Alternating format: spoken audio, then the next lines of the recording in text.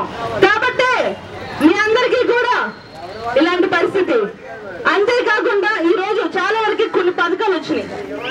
పథకాలు చాలా వరకు మీ అందరికి అందలేకపోవచ్చు. అంటే చాలా వరకు బంగారుతల పథకాల గురించి కొంతమందికి అందు. అంటే అమ్మ మాకు ₹1,00,000 మేము పెట్టాం కానీ మాకు రాలేదని అంటున్నారు. అదే కాకుండా మేము స్థలాలకు పెట్టామో మాకు స్థలాలు రావట్లేదు అంటున్నారు. ఇల్లులు పెట్టామో ఇల్లులు రావట్లేదు అంటున్నారు. లోన్లకు పెట్టామో లోన్ రావట్లేదు అంటున్నారు. ఇంకా చాలా చాలా సమస్యలు ఉన్నాయి.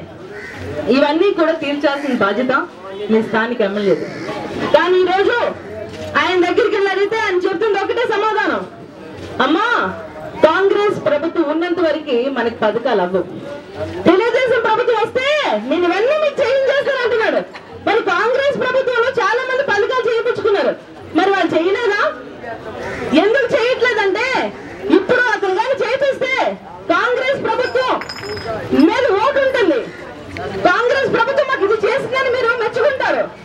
అదే ఆయన చేయలేదు, కాంగ్రెస్ ప్రభుత్వం తిట్టుకుంటారని మళ్ళీ తెలుగుదేశం ప్రభుత్వం మీతోనే ఓటు వేయించుకోవచ్చని ఆశ.